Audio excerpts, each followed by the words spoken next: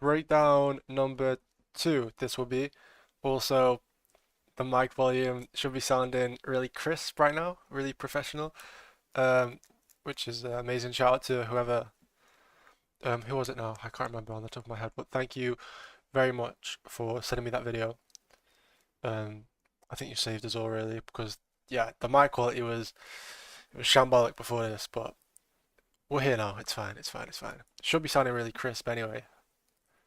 Anyway, because a lot of people were complaining, like, yeah. But anyway, let's go over. I'm gonna go over something I showed on my Telegram real quick, and then I'm gonna go over the Aussie dollar after. Just two examples in this one. I'm gonna make it like a 10-minute video as well. If you're not on my Telegram, then what are you doing? Like, you just should be in there.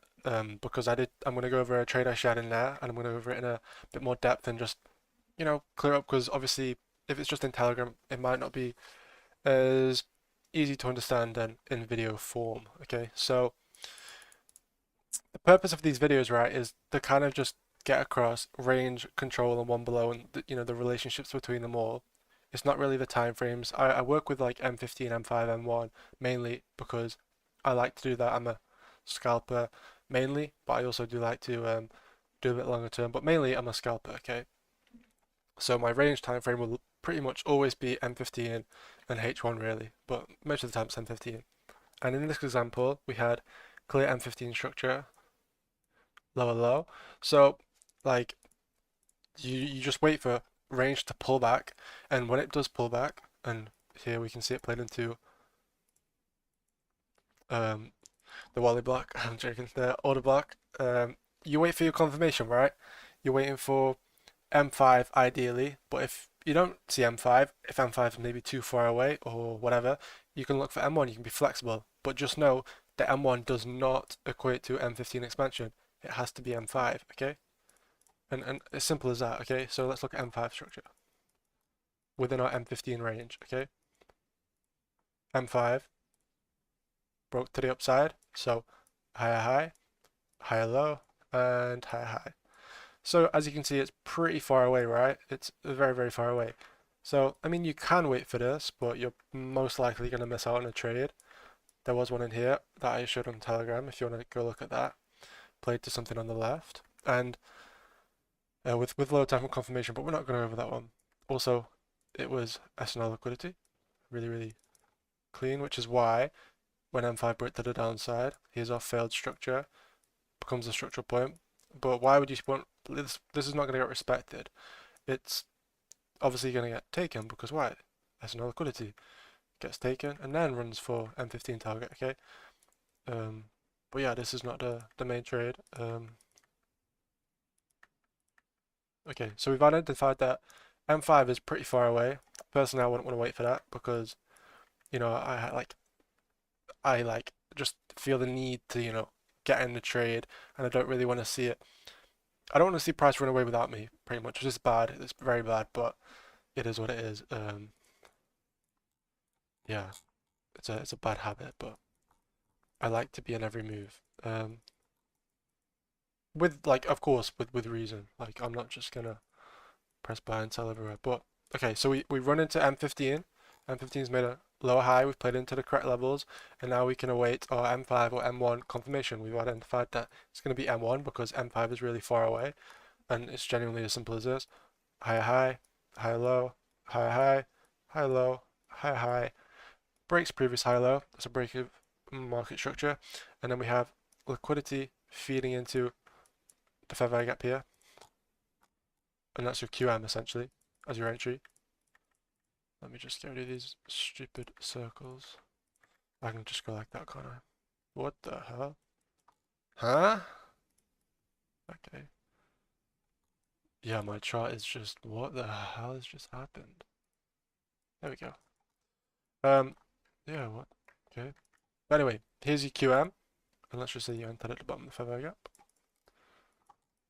Don't know how many pips that is in this thing. I don't know if 9 pips is respectable, but a 1 to 7 is very respectable. And of course, just because you've got this entry again, just understand it doesn't mean we're going to play to M15. You've got an M5 in the way that maybe It needs to break, okay? Just know that. And yeah, like it's genuinely as simple as that in terms of that. And then yeah, go and try and figure out the entry on M5 when we take out the SNL liquidity, and yeah, and see what it played into on the left. And yeah, that's generally it. Let's hop over to the Aussie dollar. And this one was really nice as well. Okay, so again, stupid simple, using M15 as range, M5 as control, and M1 is one below. So you find your range. This is like literally every single trade you ever have to take. Find your range time frame. Okay, look, let's see M15. M15 is bullish. Okay, and now we wait for M15 to pull back. And here you can see we pulled back, start to expand, and created what? Equal highs. So, is this the right trade? No. Sorry. My bad. It's because it was equal highs, yeah, today. That got confusing. But anyway, M15, it's not that clear. I'd say M15 structure, create a high low, try to push up, create equal highs. Okay, now we have two levels that we can play off. We first of all identified M15 as our range time frame, so now we need to look at M5 or M1 in the correct areas. So first area is down here in the order block, okay, and then the second area is taking this liquidity, right? So yeah, when we head into these levels, you're going to look for M5, M1, and then obviously if we take this liquidity, you're going to look for M5, M1 entry, right? And obviously when we played into this first little area here, let's both look at M5, M1. Okay, so you could say, yeah, we got an M1 breakout here, but first of all, there's no liquidity feeding into this low here, and also it's equal lows. Like, come on, don't be stupid. No one's like, you've got to be crazy to take a trade like that. And also, after these equal lows get taken out, there's no M1 breakout. We don't break the high, so there's no QM formed in here. So there's nothing. There's no way I would take a trade there. So my only other level would be waiting for the low to get taken out here, right? Because again, in equal highs OT, you have two levels. You have this level here, which obviously got taken out, and then you have the level below the liquidity. It doesn't actually have to tap into anything on the left. If you see confirmation, that's all you really need, okay? So again, M5 was up here, so I mean you can wait for this, you can see it broke to the upside, pull back, and then went, but again we can be flexible with time frames, so you can look at M1 for example.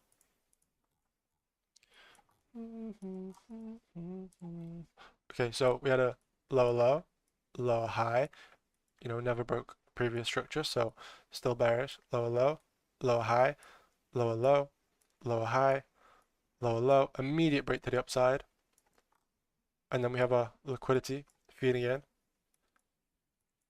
We run the liquidity, we break the structure, we wait for liquidity to be feeding into our low, and then yeah, playing into the fair value gap, and now you can again here look, a 3 pip SL, like come on, don't be greedy, don't be greedy, come on now, okay?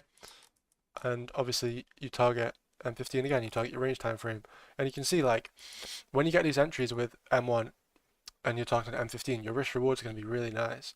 I'm not saying that this is what you should focus on. If you see an M5 entry, enter an M5, but you can be flexible, right? So when you enter on one below, which is perfectly valid, you're going to get a little bit better risk to reward. So this could be your entire model. But again, just understand, just because it's M1 entry, it doesn't mean that this is going to play out. You have to then break M5 structure, but also look at M5. Let's just get rid of this. M5 structure was SNL liquidity. So is that not like, it's just liquidity, like do we really expect the M5 to hold? Not really, okay? So yeah, that's all your model ever has to be. And to be honest, there was a time when I was literally just waiting for these high probable trades where my range, I'd figure out my range time frame, I'd wait for it to pull back, and I'd wait for M5, M1, QM. That's literally all I would do. And they are the highest probable trades, like I'm showing you here. They're stupid simple. You don't need anything else. I haven't shown anything else here. It's just structure and a QM and time frames. Like there's nothing more you need. And yeah, that's like the highest probable trade. They don't happen super often on the same pair, but if you're watching multiple pairs, it's going to happen a few times a week for sure. And yeah, if you want a few more entries, you just improve your entry techniques. You expand on them, and I've spoken about a few, and ICT shared a few. And once you get 3, 4, or maybe 5 entry techniques, you're gonna be getting trades every day. Like if you use the time frames correctly and structure correctly, you're gonna be getting plenty of trades. And yeah, like I genuinely wish I could explain more or show something more, but it's so simple and it needs to be this simple. Simplicity will always be the key, and you want it to be this simple. Like you don't want to start analyzing your charts 4 hours before you take a trade. You just want to sit down 5 minutes, understand your structure points, understand your time frames, find a little trade really easily, and be done with your day. That's genuinely what you want. As a trader, we like for me, trading was all about having that freedom, time freedom, location freedom, and use it. Like if you can get one trade, a 1 to 8 on a Wednesday morning and be done by 9 o'clock, you've got the whole of your day. Use it. Do you know what I mean? Don't then like there's nothing wrong with sitting in front of your charts and ping ponging, which is what I do at the moment, but like eventually I'm just gonna get one of these really nice trades in the morning and be done with my day and enjoy my afternoon. So yeah, try and make it simple. It can be really simple, and like I said, I wish I could explain something really fancy and really something else, but yeah, it's stupid simple. Let's see what time we're on. Wow, 11 minutes. Okay. But yeah, I will try and get I'll get one more breakdown video, and then we're gonna do like I'll upload like live trades. So live as in not like in real time. I'm not gonna give anyone signals. Christ, we're not doing that again. But I will um like just show videos of me taking trades and then managing them, blah blah blah. And I'll use this model that I'm using right now. I will use this model of having a range time frame, entering on control or one below. Might use a QM, might not. But yeah, I'll literally do that and show you, and I'll do 3 of them, and then I'll think of something else after. So yeah, if you haven't joined my Telegram, then I suggest you do. And yeah.